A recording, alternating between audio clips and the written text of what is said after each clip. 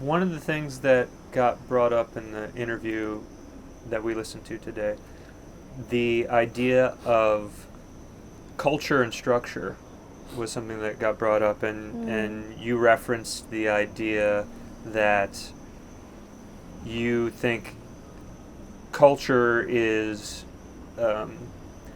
paramount, but structure is very much informing of culture. Did I just say that wrong? That you would take culture over structure. That it's important to have the people that are together to be on the same page culturally, and that structure can come second. Was that something? Oh, A, is that a correct assessment? And B, is that something that you saw represented in the people that were here? Like, were there also some people that thought, I think structure is more important than culture, and then they played out their values in the group and you had conversations based on that? Or was everybody kind of on the same page where it's like, culture is the most important, we'll figure out the structure later? Very few people have talked about it in those terms.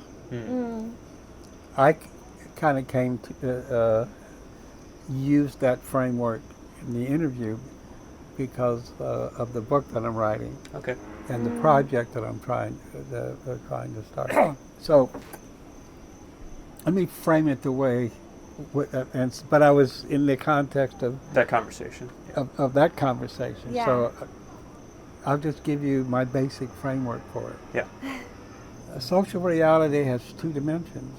One of those dimensions is the in here dimension, and the other one is the out there dimension. When we get born, the out there in some way, shape, or form gets embedded in us. But that embedding can't happen unless we embody.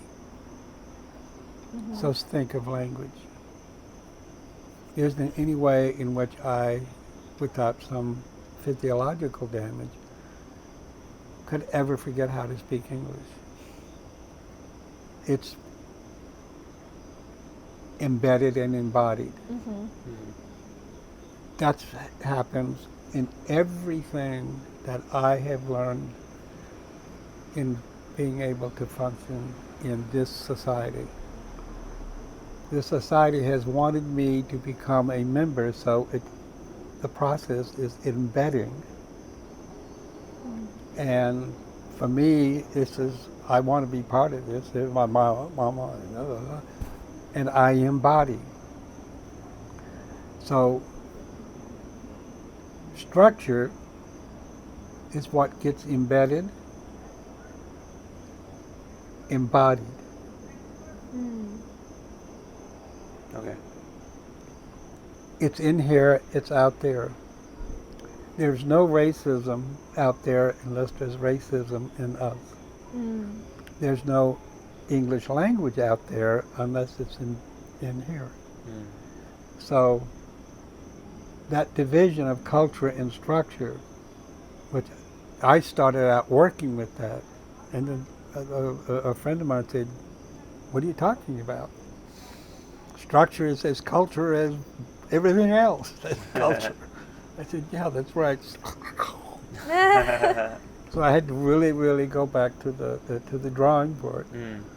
And so this is, I come up with the in here and the out there, but this in here and out there makes sense only in terms of this whole notion of embedding, embodying, being a single process. It's two phases of the same dynamic. So is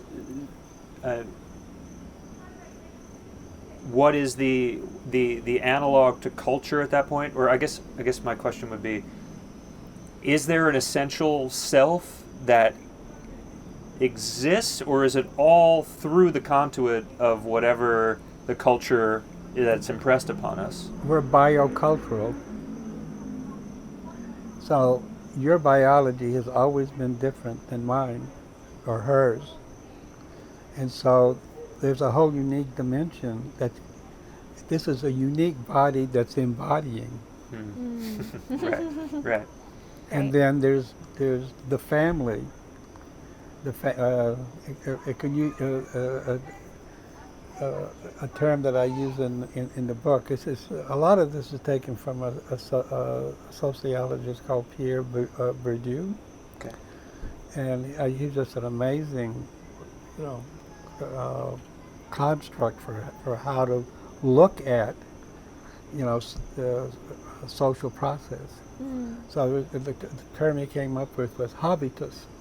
It's a very old term, but no one had already used it. Somehow he ran across it in Aristotle, and that's exactly what I'm trying to talk about. So the habitus is what gets embedded, embodied. What you embedded, embodied through your family experience, your peer group, your education, et cetera, et cetera. And it's all very, very unique. And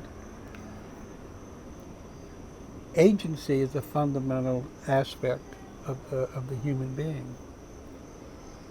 So we have this capacity to reflect. Reflect opens the door to being able to make changes.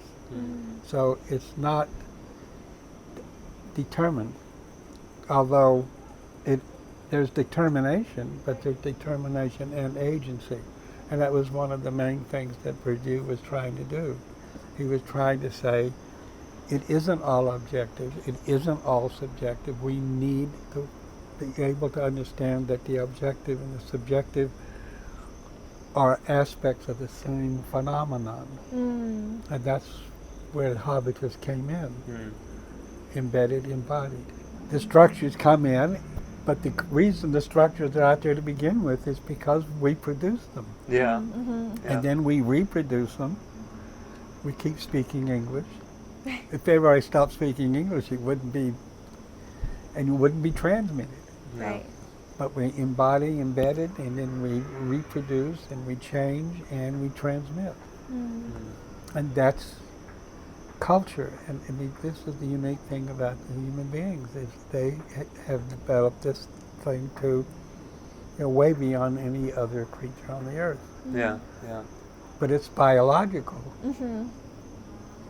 as well. Yeah. So we're biocultural. Yeah.